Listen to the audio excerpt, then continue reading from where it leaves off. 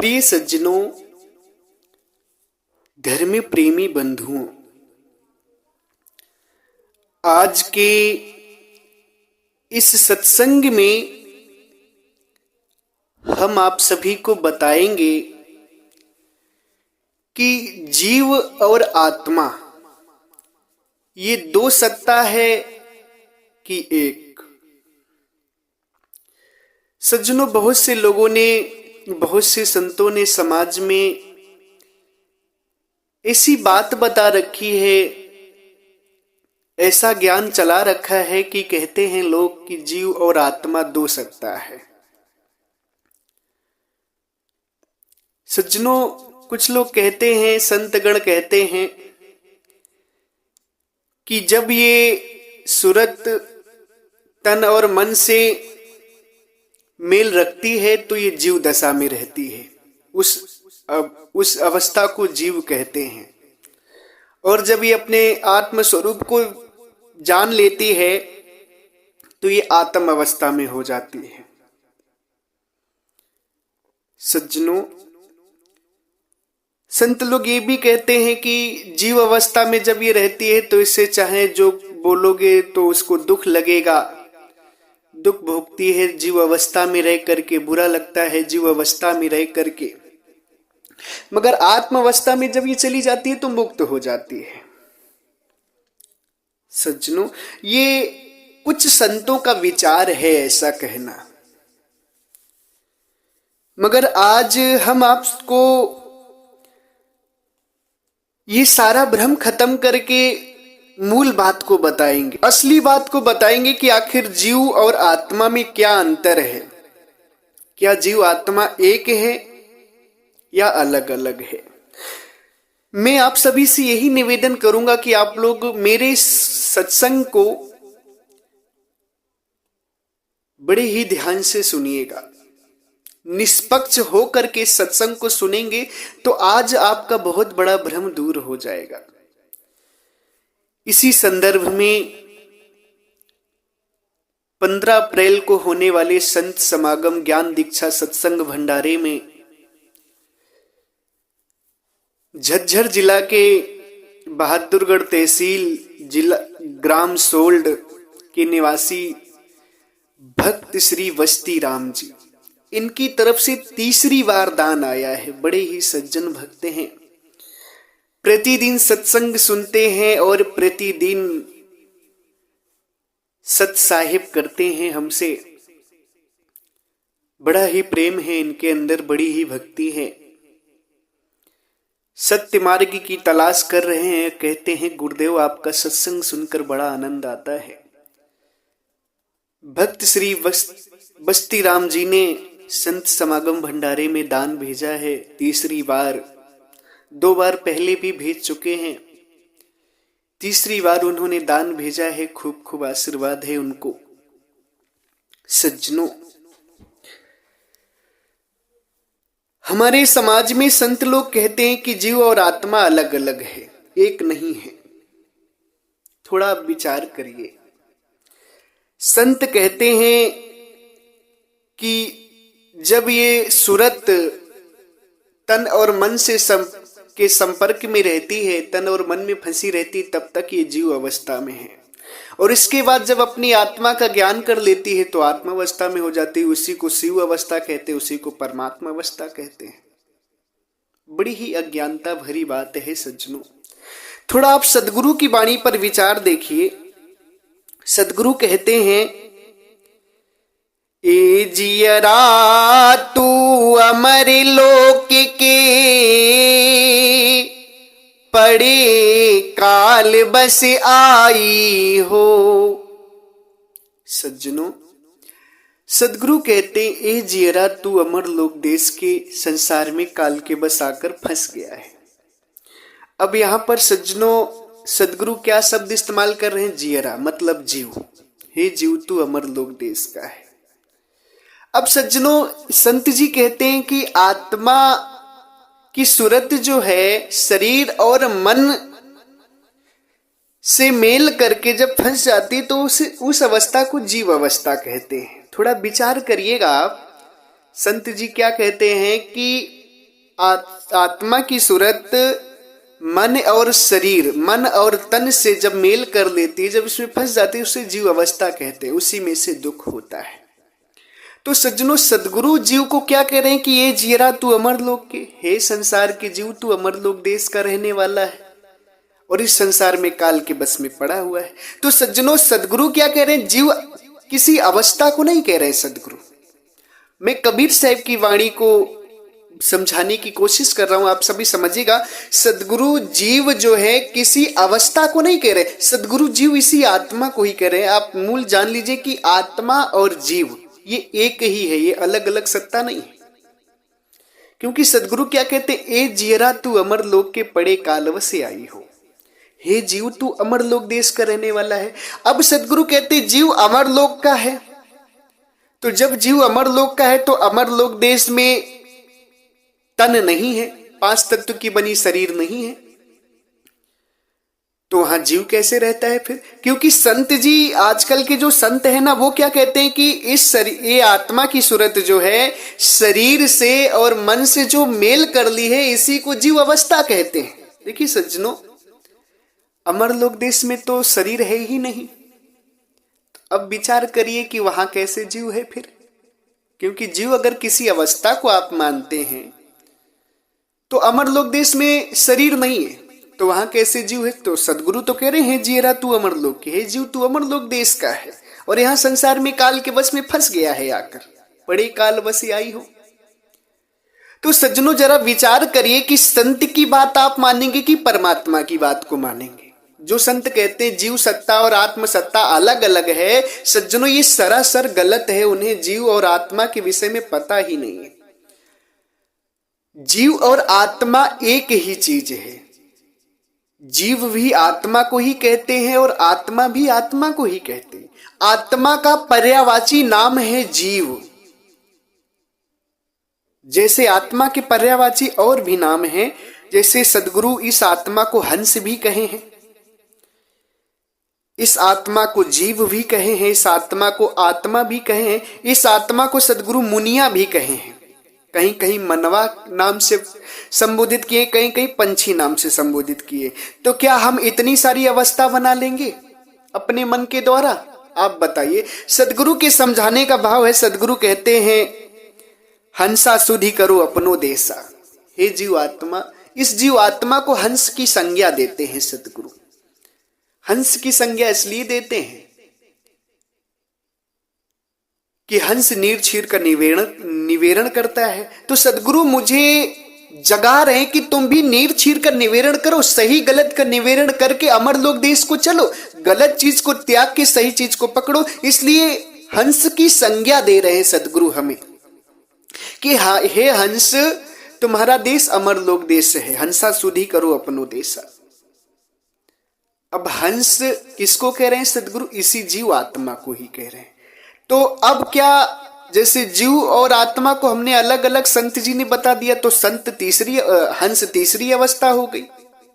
विचार करिए, जब जीव को अलग अवस्था का बता रहे हैं, आत्मा को अलग अवस्था बता रहे हैं, तो सदगुरु कहीं कहीं हंस बोले तो हंस तीसरी अवस्था हो गई।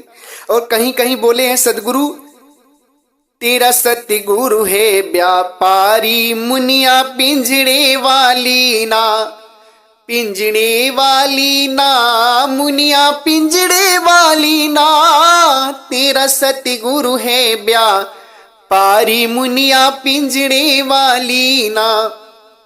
अब देखिए सज्जनों, सदगुरु यहां पर इस जीव आत्मा को मुनिया कहते हैं। मुनिया पिंजड़े में जो पक्षी होता है, मुनिया एक पक्षी का नाम है।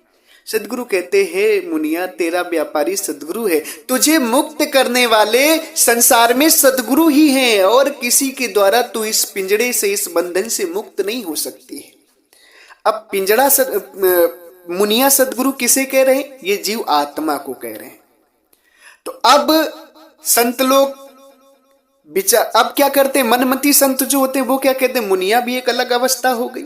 जैसे जीव आत्मा को अलग अवस्था, अलग अलग अवस्था बता दिए, तो सदगुरु हंस भी कहे इस जीव आत्मा को, तो उसे भी अलग अवस्था होनी चाहिए। मुनिया भी कहे, कहीं पंछी भी कहे हैं, कहीं कहीं सुगना भी कहे हैं, कहीं कहीं सुग्गा कहे हैं। तो सज्जनों, सदगुरु के कहने का अभिप्राय यह है कि ये सब आत्मा के पर्यायवाची नाम हैं। सदगुरु के समझाने का एक तरीका है, कहीं जीव कहकर समझा दिए, कहीं आत्मा कहकर समझा दिए। तो ऐसा नहीं है कि अलग अलग चीज एक ही। जैसे अब आप और भी थोड़ा गहराई से समझिए। जैसे सर है, मूड सर है, इसे कहीं कहीं सर कहते हैं, कहीं कहीं मूड कहते हैं, कहीं कहीं खोपड़ी कहते हैं, कहीं कहीं कपार कहते हैं, कहीं कहीं हेड कहते हैं। तो अब बताइए सज्जनों, सर, खोपड़ी, मूड, हेड, कपार, ये अलग अलग चीज है कि एक ही चीज है? विचार करिए थोड़ा आप लोग कि सर, खोपड़ी, मूड, कपार, ये सब अलग अलग चीज है कि एक ही चीज? एक ही चीज का नाम है ना। जो हमारा सर है, इसी का नाम, इसी के पर्यायवाची नाम है। जैसे पानी को कहीं कहीं जल कहते हैं, कहीं कहीं नीर कहते हैं, कहीं कहीं पानी कहते हैं, कहीं कहीं वाटर कहते हैं। तो सज्जनों, क्या पानी अलग अलग हो गया?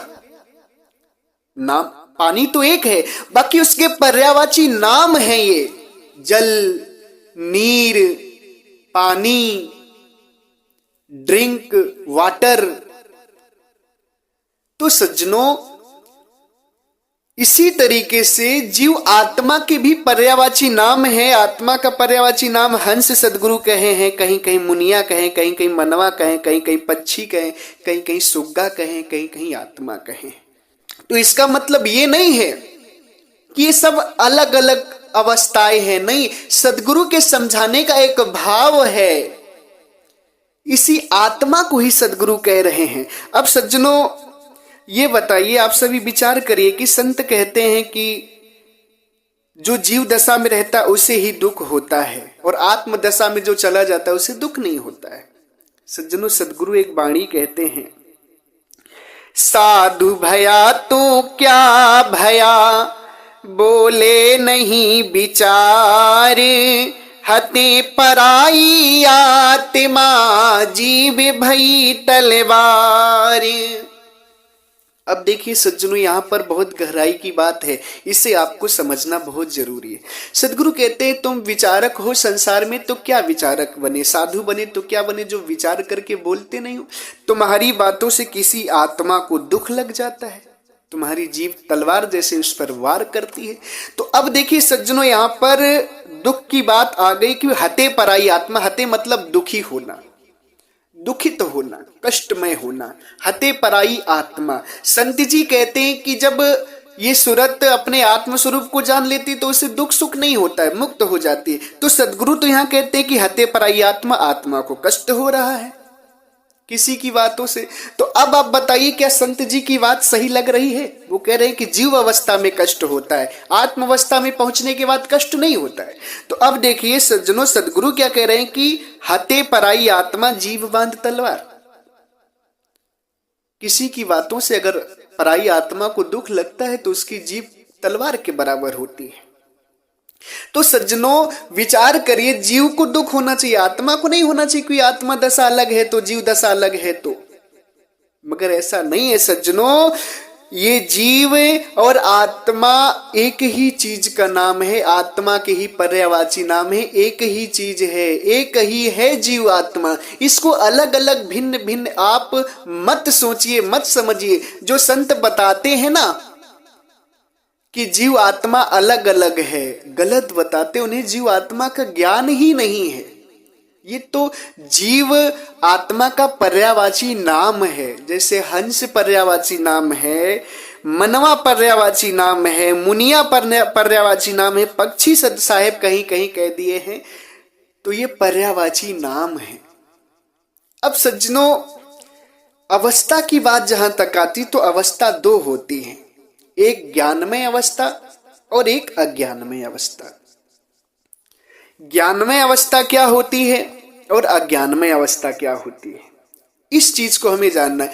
आत्मा और जीव, हंस, ये सब एक ही चीज है, आत्मा के ही पर्यायवाची नाम है, कोई अलग अलग सत्ता नहीं।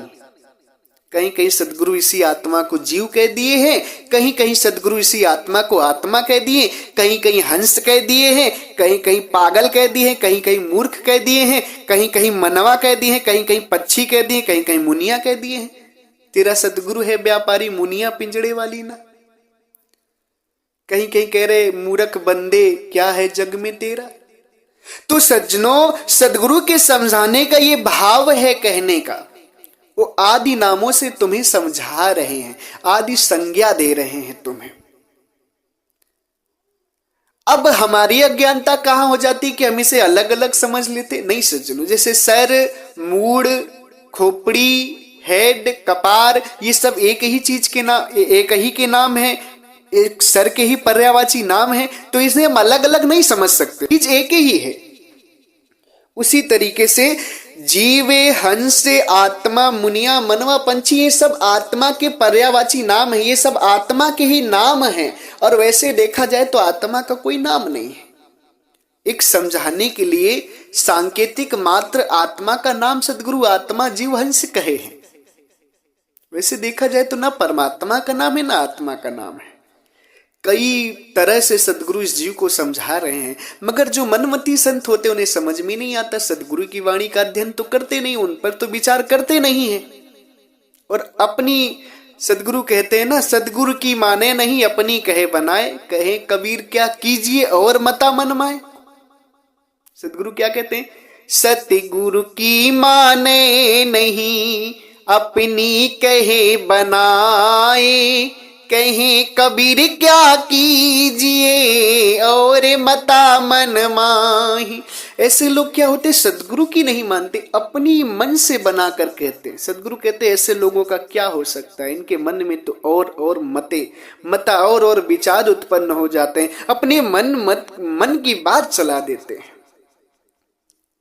विचार करिए सज्जनों। अब मैं बताता हूं कि अवस्था दो होती है, ज्ञानमय अवस्था और एक अज्ञानमय अवस्था। अज्ञानमय अवस्था कब होती है, जब हमारी सूरत पंच विषयों में पढ़ करके संसार में फंस जाती है। जब हमारी सूरत पंच विषयों में पढ़ करके बाहर जगत में फंस जाती, बाहर जगत को देखने लगती है और संसार को अपना मान लेती है और इसमें दुख पाती, तो उसी को अज्ञानमय अवस्था कहते हैं। क्या कहते हैं, अज्ञानमय अवस्था। अवस्था दो होती, ज्ञानमय अवस्था और अज्ञानमय अवस्था। जब हमारी सूरत शरीर में पंच भौतिक पंच विषय में फंस करके बाहर जगत को देखती है, बाहर जगत को अपना मान लेती है, तो उसे अज्ञानमय अवस्था कहते हैं। और यही सूरत जब वह जगत से समेट करके पंच विषयों को त्याग करके अपने स्वरूप में स्थिर हो जाती है और बाहर निकलती है, तो अपने आत्मा का ज्ञान करती है और आत्मा के बाद परमात्मा का ज्ञान करती, इसे ज्ञानमय अवस्था कहते हैं। सज्जनों, आत्मा वही है, सूरत वही है, मगर इसमें डिफरेंट क्या है, बदलाव क्या होता है कि ज्ञान अज्ञान से ज्ञान की तरफ चली आती है, अंधकार से प्रकाश की तरफ चली आती है। बदलाव यही है इसमें। ऐसा नहीं कि जीव और आत्मा अलग अलग हैं। ये इसका भेद शायद ही आपको कभी पता चला हो कि ज्ञानमय अवस्था और अज्ञानमय अवस्था होती क्या है। दो चार वाणी शब्द जान लेना ज्ञानमय अवस्था नहीं, संसार की चीजों का ज्ञान कर लेना ज्ञानमय अवस्था नहीं। ज्ञानमय अवस्था उसे कहते हैं जो सूरत से अपनी आत्मा को देख करके परमात्मा को का ज्ञान कर ले, उसे ही ज्ञानमय अवस्था कहते हैं। उसी को सदगुरु कहते हैं सूरत फंसी संसार में। सूरत फंसी संसार में, तासे पड़ गए दूर, सूरति बांध अस्थिर करो, आठों पहाड़ हजूर। सूरत तुम्हारी संसार में फंसी इसलिए तुम उससे दूर हो गए, और यही अज्ञानमय अवस्था है। और इसी सूरत को बांध करके जब तुम स्थिर करोगे, शरीर से बाहर निकालोगे, तो अपनी आत्मा का ज्ञान करोगे और परमात्मा का ज्ञान करोगे। यही असली ज्ञानमय अवस्था है। इस संसार में हमारे जीवन में मात्र दो अवस्था होती है, ज्ञानमय अवस्था और अज्ञानमय अवस्था। अब इसी अज्ञानमय अवस्था को संत लोग जीव समझ लेते हैं कि ये जीव की अवस्था है, और ज्ञानमय अवस्था को आत्मा समझ लेते हैं। और ये बहुत बड़ी मूर्खता, इसको तीसरी हम बता देते हैं कि मूर्खता अवस्था है, मूर्ख अवस्था है। क्यों? क्योंकि हम ना आत्मा का ज्ञान कर पाते ना परमात्मा का, बस मन में ठान लेते हैं, मन में बना दिया, मन ने कह दिया कि ये जीव अवस्था है, उसे मान लिया, सदगुरु की बात का ध्यान करते नहीं है। ज्ञानमय अवस्था और अज्ञानमय अवस्था दो अवस्था होती है। जीव अवस्था, आत्मा अवस्था ऐसी कोई अवस्था नहीं, केवल आत्मा है। आत्मा का पर्यायवाची नाम जीव है। सदगुरु कहीं कहीं जीव कहकर समझा रहे हैं हमें, कहीं कहीं आत्मा कहकर हमें समझा रहे हैं, कहीं कहीं हंस कहकर समझा रहे हैं, कहीं कहीं पक्षी कहकर समझाते हैं, कहीं कहीं मुनिया कहकर समझाते हैं। आदि तरीकों से सदगुरु हमें समझाने का प्रयत्न करते हैं ताकि हम समझ जाएं। मगर हम क्या करते हैं? सदगुरु के अर्थ का अनर्थ लगाते हैं, अर्थ का अनर्थ कर देते हैं। और ऐसे आजकल बहुत से संत हैं जो इस बात को कह रहे हैं। सज्जनों, उनके चक्कर में आप कभी मत पड़िएगा। सदगुरु की बात को मानिए आप, तभी आपका कल्याण होगा। संत क्या जानता है? संत सदगुरु के बिना शून्य है। कुछ संत तो ये कहते हैं सदगुरु की वाणी में क्या रखा है, अनुभव की बात करो। बिना सदगुरु की वाणी के कुछ अनुभव नहीं हो सकता है। गुरु बनाओ, वाणी से ज्ञान मिलता है। गुरु बनाओ, गुरु से साधना करो, वाणी से ताकत मिलती, ऊर्जा मिलती साधना करने की। जब तक हर तरह से निहाल नहीं हो जाओगे तब तक साधना नहीं कर पाओगे। खुद तो संत वाणी का बात बोलते हैं सदगुरु की वाणी लेकर, मगर आपको क्या बोलते हैं कि वाणी को मत पढ़ो, वाणी पढ़ने से मुक्ति नहीं होगी। मैं भी मानता हूं वाणी पढ़ने से मुक्ति नहीं होगी, मगर वाणी पढ़ने से हमें ज्ञान जरूर होगा, भक्ति में हमें सहायता जरूर मिलेगी, साधना में हमें सहायता जरूर मिलेगी। बिना साधना के कल्याण नहीं होगा, ये बात तो सत्य है। मगर सदगुरु की वाणी ना पढ़े, ये बहुत बड़ा गलत कहते हैं संत लोग। सदगुरु की वाणी का अध्ययन हमें जरूर करना चाहिए। सदगुरु की वाणी क्या है? स्वयं सदगुरु है। सदगुरु की वाणी स्वयं सदगुरु है, ये जान लीजिए। वाणी की बहुत बड़ी महत्वता है। तो सज्जनों, मैं आपसे यही निवेदन करूंगा कि आप लोग जो बोलते हैं कि जीव अवस्था अलग है, आत्मा अवस्था अलग है, ऐसा कुछ भी नहीं है। जीव अवस्था और आत्मा अवस्था एक ही चीज है। उसी आत्मा का पर्यायवाची नाम जीव है, उसी आत्मा का नाम आत्मा है, हंस है, मुनिया है, आदि नामों से साहेब उसे बताए हैं। अवस्था तो केवल दो हैं, एक ज्ञानमय अवस्था और एक अज्ञानमय अवस्था। इन्हीं दोनों अवस्थाओं के अंतर्गत हम हैं। आप लोग मेरी बात को समझ चुके होंगे। और सज्जनों, इस बात को हमें जन जन तक पहुंचाना है, जन जन को बताना है, क्योंकि बहुत लोगों को संतों ने भ्रम में डाल रखा है कि जीव अवस्था अलग है, आत्मा अवस्था अलग है। संत तो जानते नहीं, जो कहते वो तो इस चीज को, भाई आत्मा को देखोगे तब ना जानोगे कि आत्मा की अवस्था क्या है। आत्मा को देख नहीं रहे, साधना करनी नहीं है, बस मन में जो आ गया वही बोल देना है, कैसे जान पाओगे तुम? इसलिए साधना करो और जन जन तक ये वीडियो पहुंचाओ, ताकि सब लोगों को पता चले कि जीव अवस्था और आत्मा अवस्था अलग अलग नहीं, एक अवस्था है। सज्जनों, इसका प्रचार करना बहुत जरूरी है, जन जन तक पहुंचाना आपकी जिम्मेदारी है। यदि सदगुरु को खुशी देना चाहते हैं तो सदगुरु के ज्ञान का प्रचार करिए। और मेरे चैनल को सब्सक्राइब करिए ताकि मेरे वीडियो आपके पास पहुंचे और आप सत्संग सुनते रहें, असली चीज आपको पता चलती रहे, भ्रम और पाखंड से आप निकले। हम और पाखंड केवल 3 लोक में नहीं, कबीर पंथ में भी लोग फैला रहे हैं, अपनी पेट पूजा चलाने के लिए, अपना धंधा चलाने के लिए। आपको भ्रमित करके रखा है लोगों ने। हमारा सत्संग आपको भ्रम से निकालेगा। अगर आप पूर्ण ध्यान से सुनेंगे तो धरती पर पहली बार आपको ऐसा सत्संग सुनने को मिलेगा क्योंकि मेरा सत्संग नहीं, ये सदगुरु का सत्संग है। सदगुरु का वास्तविक सत्संग जा रहा है आप सभी के पास, जन जन तक इसे पहुंचाइए। और यदि आप सभी को इतना सुनने के बावजूद भी मेरी वाणी से यदि दुख लगा हो तो मुझे क्षमा करिएगा। और सज्जनों, आप सभी फोन करते हैं, यदि मैं फोन नहीं उठा पाता हूं तो दुख मत मनाइएगा, दुखी मत होइएगा। समय नहीं मिल पाता है, जब समय मिलेगा तो जरूर आप सभी से बात करेंगे। और 15 अप्रैल का जो कार्यक्रम है गाजीपुर में, उत्तर प्रदेश में, उसमें आप सभी जरूर आइए। सदगुरु के मूल ज्ञान को जानना है, सदगुरु की असली भक्ति को जानना है, समझना है, हमें अपना कल्याण करना है, अमर लोक देश चलना है, ज्ञानमय अवस्था को प्राप्त करना है, अज्ञानमय अवस्था से ज्ञानमय अवस्था तक जाना है। तो 15 अप्रैल को जरूर से जरूर आना है। और जितने भी लोगों को आना है, मेरे नंबर पे फोन करके सब लोग बता देना कि गुरुजी हम आना चाहते हैं।